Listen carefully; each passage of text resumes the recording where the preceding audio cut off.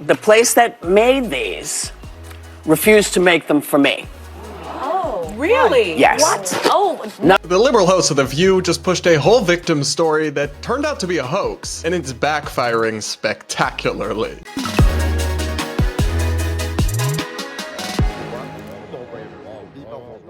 We're going to break down this wild story and so much more on today's episode of the Brad vs. Everyone podcast, my daily show where we take on the craziest ideas from across the internet, across our politics, and across the media, all from an independent perspective. First, we've got to check in on one of The View's most notorious liberal hosts, Whoopi Goldberg, who's going viral right now because she just played the victim on live television before millions of people, claiming that a local bakery discriminated against her because of her political views and refused to make her favorite desserts for her. Take a listen to the full original clip from The View that's sparking all this buzz. My birthday dessert today was one of my mom's favorites from when she was a kid. And she talked about these all the time. They're called Charlotte Russe.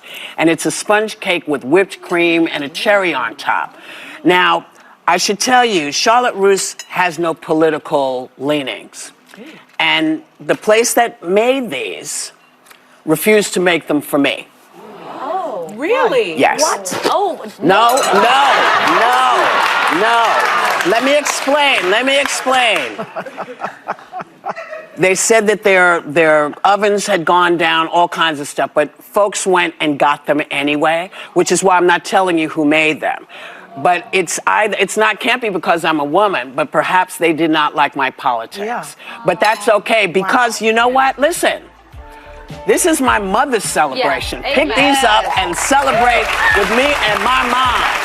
Thank you, everyone, for celebrating my birthday today. I want you all to have a great day. Take a little time to enjoy The View and never let folks get you down. Yeah. Well, isn't she just stunning and brave, dealing with true adversity and discrimination? I'm going to expose to you guys what a massive fraud this story has turned out to be and how she is getting called out from her own side of the aisle. But first, a quick message from today's sponsor. I became a homeowner at 25, and until I learned about today's sponsor, Home Title Lock, I had no idea what the biggest threats were, like home title fraud. Title fraud is a scam that involves criminals stealing the title or deed of your home, then borrowing against it or selling it behind your back. Without triple lock protection from Home Title Lock, you may not know about it until it's too late. After all, because of digitization, everything a thief needs can be easily accessed online. All it takes is a single piece of paper with your information filed with the county. What happens when your title is stolen? Forged documents are filed with your county,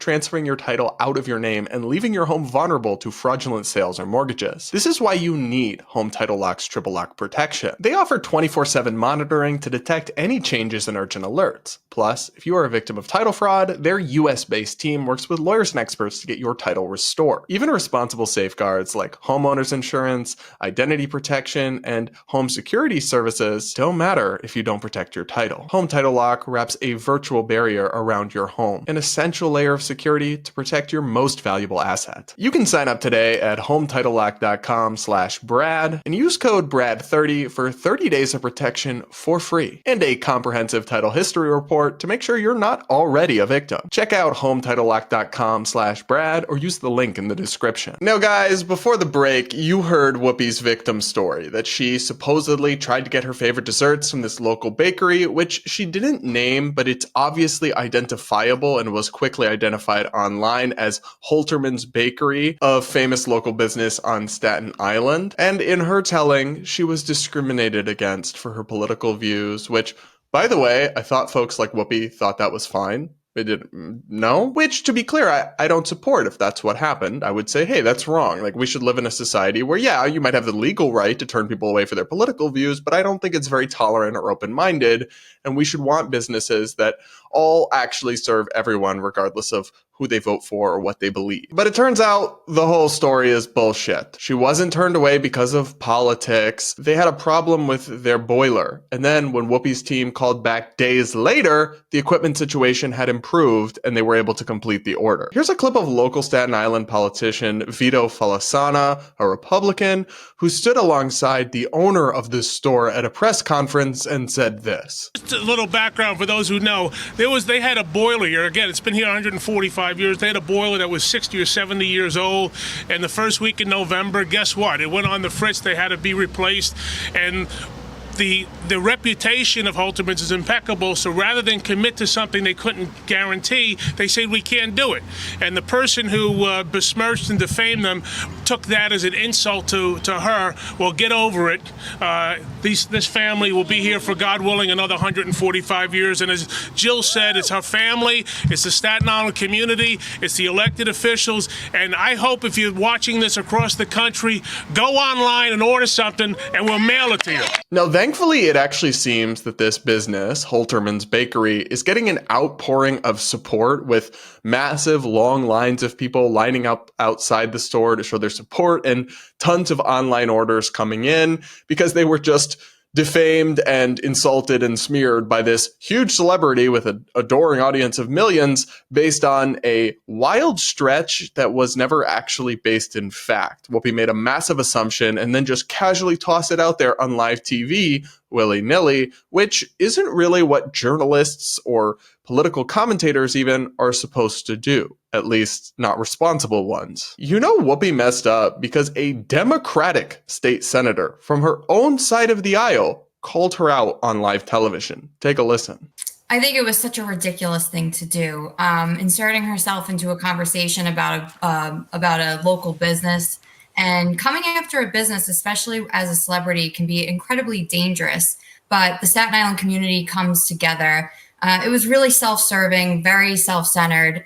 Businesses aren't thinking about Whoopi Goldberg. They're thinking about how to make sure they get out the best pastries as you see them right in the screen in front of you.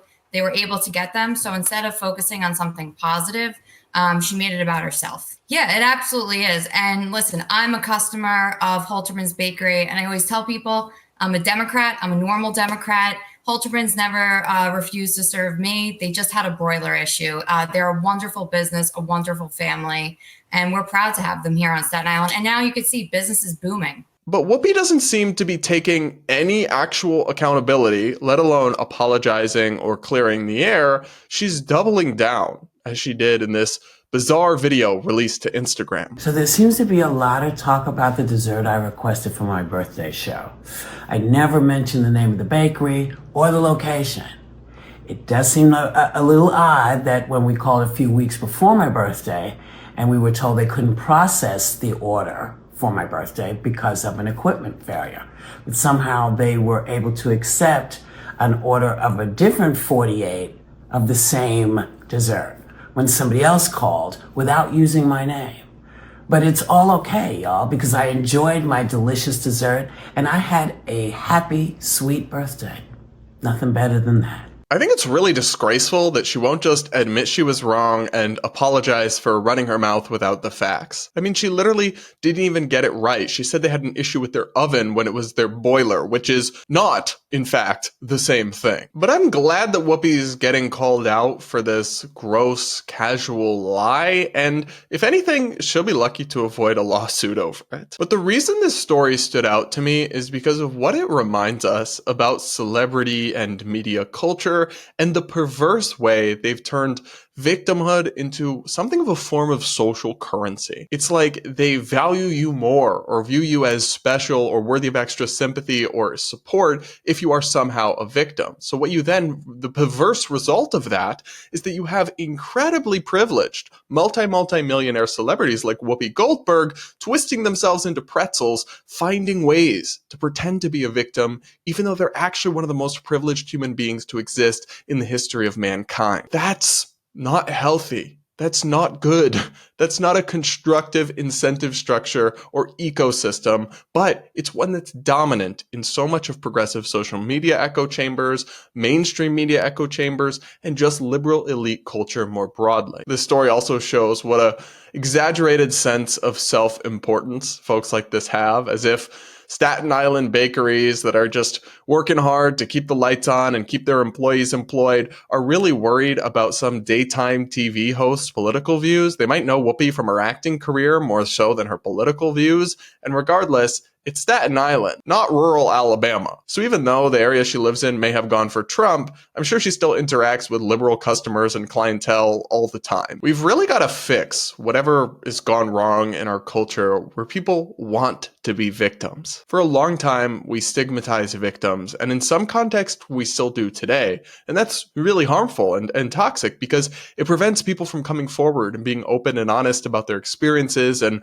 pursuing accountability and justice. But you also can't let the pendulum swing to the opposite extreme, where all of a sudden you're valorizing victims as if something bad happening to you is not just, something that happens that you shouldn't be stigmatized for, but is something that should, for some reason, be cheered on or celebrated as if you have accomplished something. That's also distorted and perverse in its own right. And it creates this kind of bizarre phenomenon where obviously this is maybe a less extreme example, but a more extreme example would be Jussie Smollett, who was a privileged multi-millionaire actor who literally staged a hate crime against himself. A culture that incentivizes victimhood so much that people are faking crimes against themselves or inventing fake stories to paint themselves as victims with some regularity, both online and in mainstream media, and somehow not facing that much accountability for it. Like, will Whoopi really get in any trouble for this?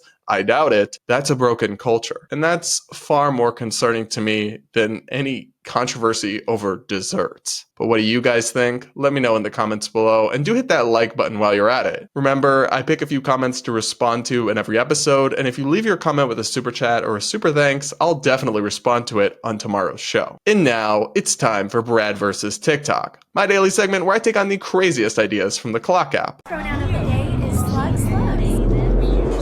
Today, this feminist TikToker wants men to die? I wish I could say I was exaggerating or that she was receiving condemnation for it, but she's actually getting widespread support. This video comes courtesy of Melanin Maven 97, a self-described queer autistic anarcho-communist who, of course, has her Cash App in her bio and has nearly 360,000 followers on TikTok. So in response to the women saying that they're going to boycott men after the election results, Melanin Maven over here had a disturbing takeaway for what she hopes to see happen to men. Take a listen. So how long y'all think it's gonna take before the men start offing themselves in mass? Oh, what a lovely thought. I give it 6 months. Or at least I'm hoping, praying for 6 months. Excuse me? You're praying for this? You're rooting for this? Girl, that's demonic. They're already going through a loneliness epidemic. Like a dozen men off themselves every single day in the United States. And I don't know if they think that this is going to get any better now with the new electoral president. Like, I know that the narrative has been that women hate men and that feminists are misandrist. Men have no idea how many women opened their eyes this morning completely reformed into raging misandrists. Like, if y'all thought that women hated men before, oh boy, y'all about to get knocked off your feet. So is it just me, or does she sound happy about that? That she thinks more women are going to blindly hate all men because of the actions of some men in voting for a candidate she doesn't like. Which, by the way, a lot of women also voted for. And a lot of men voted for Kamala. Like this, making this, obviously there are some differences among groups, but it's more of a 60-40 thing. You're not talking about a 90-10 situation. So making it all about gender is painting with a very broad brush and not accurate or fair. But then again, most forms of bigotry are inherently painting with too broad a brush and not fair. But somehow these folks think they're the progressive or feminist ones when really they're just the opposite extreme of the original sexism they claim to hate, with an added twist of open bloodthirstiness. And I truly want to know what the plan of action is for men, because as a woman who is 6'2", I am literally taller, stronger, and more intimidating than half of you. Globally, half of the men on the planet, I could fuck you up with maximum efficiency. Oh, is that a threat? It sounds like you've given this a lot of thought about how you want to hurt random men. That's not normal, babe. It's actually not. And just because you're taller than men doesn't necessarily mean you would physically be able to overpower them. Biology is a little more complicated than that. But more importantly, you shouldn't be wanting to harm people anyways, especially because of their gender. Like, that's psychotic. I know all of you aren't going to go out there and take it. So what are you going to do? I mean, I hope you keep offing yourselves. That's what I'm praying for. Excuse Excuse me? First of all, to invoke prayer on such a demonic sentiment like that is really grotesque. But babe, when you find yourself cheering for people to off themselves, you are not the good guy. Take a look in the mirror, touch grass, get offline, because somewhere along the line you have gone hopelessly astray. I really want to hear you say it. Formulate a plan of action. Go. Well, she seems lovely and stable. I mean, on one level, I actually feel bad for her because she's clearly deeply emotionally damaged, and something horrible must have happened in her life to so fill her with hate. But it really does disturb me, not just how individuals express sentiment like this online openly with seeming no awareness of how hateful and evil they sound, but that they're somehow finding audiences of tens of thousands of adoring, agreeing listeners and viewers. From the thousands and thousands of likes that video received to the absolutely unhinged comments section, basically agreeing with the woman and cheering on her idea that more men should delete themselves. I was already getting divorced, but a moment ago I asked him how his drink tastes. The panicked look, too good. Another person, I danced to this like it was a song. That seems normal. Another woman writes, I want it done now. Another person puts, please, with a bunch of heart emojis, referring to men deleting themselves. How lovely. ASAP, another person put, I can't wait, another person writes. And one woman says, let's triple that stat. Prayer emoji, prayer emoji, prayer emoji. The TikTok people are not well. More wrote, couldn't come quicker. Let's pray for tomorrow. Manifesting. And I giggled when you said off themselves. Sorry, not sorry. All joking aside, this is really dark and bleak stuff. And if you ever find yourself in this kind of place where you are demonizing, dehumanizing, and rooting for evil against your fellow citizens because of political differences or gender resentment or anything else, let alone doing so blithely against entire groups for the actions of some of them that no individual actually controls, if you ever find yourself doing any of this, I really encourage you to take a breath, take a beat, stop posting, first of all, but then really reflect on whether you've started to act and think like the thing you think you oppose, you think you resist or are trying to overthrow, because in reality, you've probably become a mirror version, a mirror image of that same toxicity and that same negative energy from the very beginning. And it will surprise absolutely no one to realize that this choice individual, this lovely TikToker, also had interesting thoughts about white people. I miss the good old days when white people would just throw a party and poison themselves when they were fed up with the world. Can y'all get back to that, please? Again, this is demonic. When you find yourself hating entire groups of people or cheering on their death, you've lost the plot. And it's so crazy to me how people can get up on TikTok and from the woke side of the spectrum say absolutely anything, no matter how crazy and unhinged and hateful, and that's never going to be taken down as hate speech or misinformation.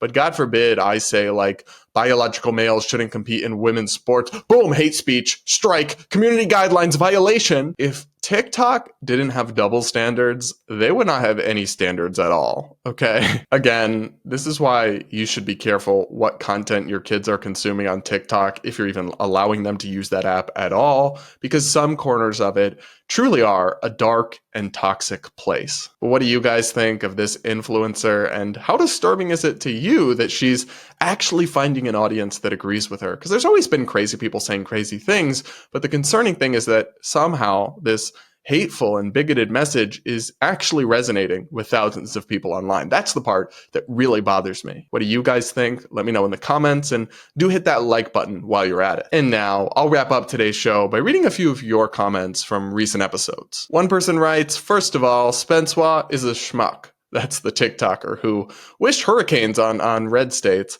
And then this person says, regarding Donald Trump and Billy Bush having what seemed to be, at the time, a private conversation, most men in the company of other men are pigs, and they talk about women that in ways they would not say out loud in public. I know this because we women say the same things about men. By the way, there is no perfect person, period. I mean, I understand this point, but I still think what he said was pretty gross. And yeah, I think there isn't a perfect person, but Donald Trump his personal character is decidedly less perfect than most of us. Another person says, LOL, the wig company pitch was because of the demand for high quality wigs will skyrocket soon. I see. It was about the 4B movement and all the people shaving their heads in protest. But you're kind of assuming that a lot of them are actually doing this, which color me skeptical. I think it's just a few virtue signaling activists online, not something actually thousands upon thousands of women are going to follow through on in reality. The comment continues, maybe I should have been more precise, but yeah, I'm pretty certain that a lot of the women going bald will regret it.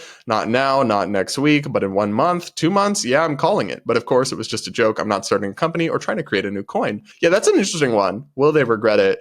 I imagine. I mean, women will have to let me know in the comments, but to grow a woman's hair back must take a very long time. I mean, for me, I could shave it and have normal hair probably like, I don't know, 4 to 6 months, I'm guessing. But for a woman with very long hair, it would be a real ordeal, I think, to grow that back. So I hope people aren't making rash decisions they're going to have to live with for a long time. But if they do, they'll really only have themselves to blame. So I'm not going to shed a tear over it. Another person says, you look particularly handsome today. Oh, why, thank you. The average Gen Xer knew more about how the government works at age 10 than most Gen Zers or millennials today.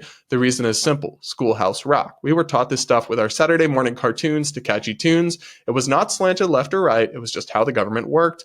I want to send a DVD to AOC. Yeah, she could use some remedial lessons for sure, but that's actually a really interesting point. And I think we need to bring back more of that kind of civic-minded educational content for young people today, because no matter how they are politically, whether they're left-wing, conservative, libertarian, moderate, whatever, it is just important to know how the system actually works so you can actually vote and for what you believe in correctly or with accurate assumptions in mind, not while in Delulu land. Another person says, thanks for keeping it real, Brad. I have a burlesque performance coming up tonight to the opening song of Rocky Horror Picture Show during a screening at a local theater. I feel pretty darn free to be able to strip down to pasties and booty shorts while sharing the stage with a shadow cast of 90% quote queer folks acting out a very racy and controversial movie. It's crazy to think that we could be killed in some other countries for doing something that to us is just fun and expressive. I feel very fortunate to be an American, and I don't take the freedom we have for granted.